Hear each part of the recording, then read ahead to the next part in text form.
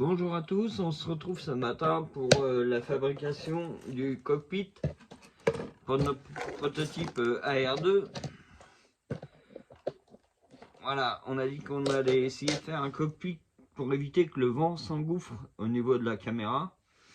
Pour faire ce cockpit, petite idée qui coûte rien du tout, j'ai récupéré des boîtes de boules de Noël, tout simplement. Vous avez différents diamètres, c'est incassable. Et en plus, si le drone tombe, de toute façon, il ne tombera pas sur le cockpit. Donc, je vais choisir la moyenne. Voilà, une petite paire de ciseaux. On va couper approximativement. Je vais prendre un petit peu plus large. Ça, si jamais j'ai à recouper, il n'y a pas de souci. Je vais prendre un petit peu plus long également. Voilà. Vous voyez, juste un morceau de... Un petit morceau de plastique qui va venir se coller ici. Alors bien sûr, on pourra faire les découpes après, à la fin, de manière à lui donner une forme, parce que là, on a tout qui dépasse. On va l'enlever, juste pour vous montrer.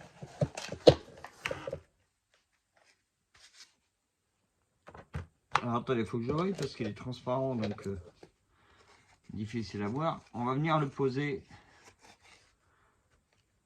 juste là. Et on va couper les formes ensuite, une fois qu'il sera collé. Pour le coller, rien de plus simple. Il me reste un petit fond de colle, voilà, que j'avais pas utilisé. Alors comme on est dans un fond, on va essayer d'en récupérer un peu.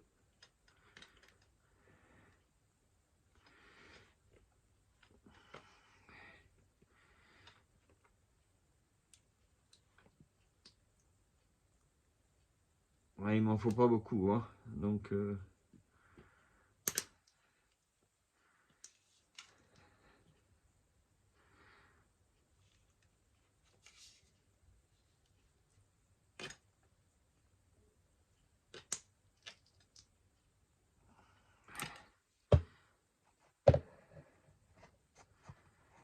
là, c'est vraiment quelque chose qui va pas venir coûter cher.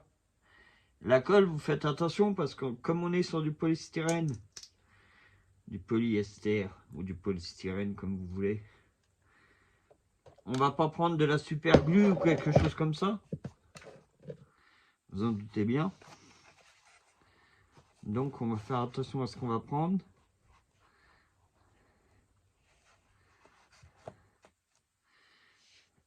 Ça, on va le jeter parce qu'on est sur le morceau qui a durci. Vous voyez, je suis vraiment au fond. Mais pour le peu que j'ai besoin, ça va suffire. J'ai pris une petite tige métallique pour aller chercher le peu de colle qui me reste. Voilà, mais ça suffit. Après, on va venir plaquer le plastique le temps que la colle sèche. On va venir le plaquer avec une petite bande de scotch. Mais vraiment juste le temps que le plastique se mette en place et sèche bien sur la coque. Après, on retirera le scotch.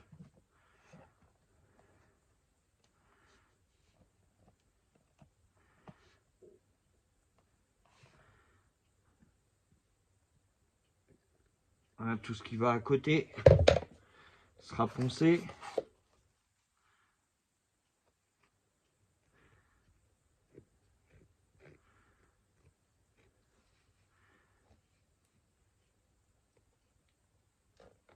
Voilà, j'en mets un petit peu plus épais pour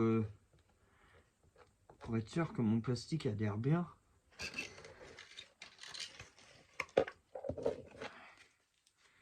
Et on va venir apposer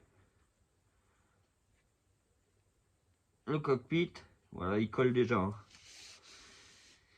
Il colle déjà. Donc on va même pas y mettre quoi que ce soit. On va carrément le couper maintenant. Puisqu'il colle, après tout, autant tout faire. Voilà, on va y donner une petite forme.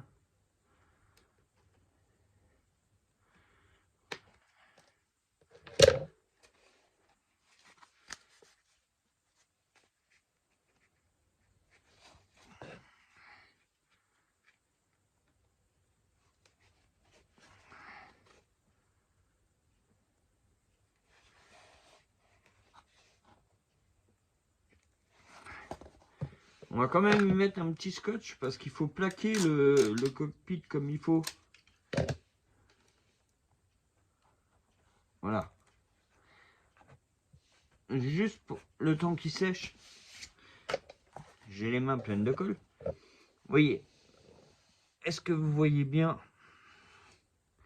Voilà. Ce qui va éviter au vent de s'engouffrer au niveau de la caméra.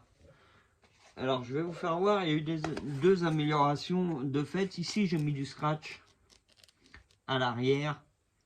Ici j'ai mis un autre scratch à l'arrière et à l'avant. Là j'ai mis un scratch. Là j'ai mis un scratch. Alors ça coûte rien du tout les scratchs. Hein.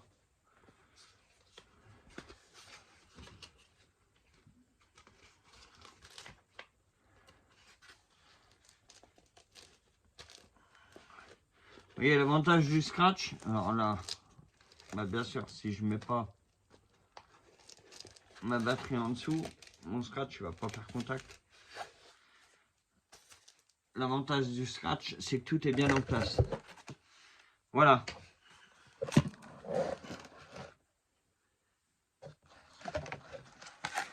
On va pousser ça pour que vous voyez bien où on en est.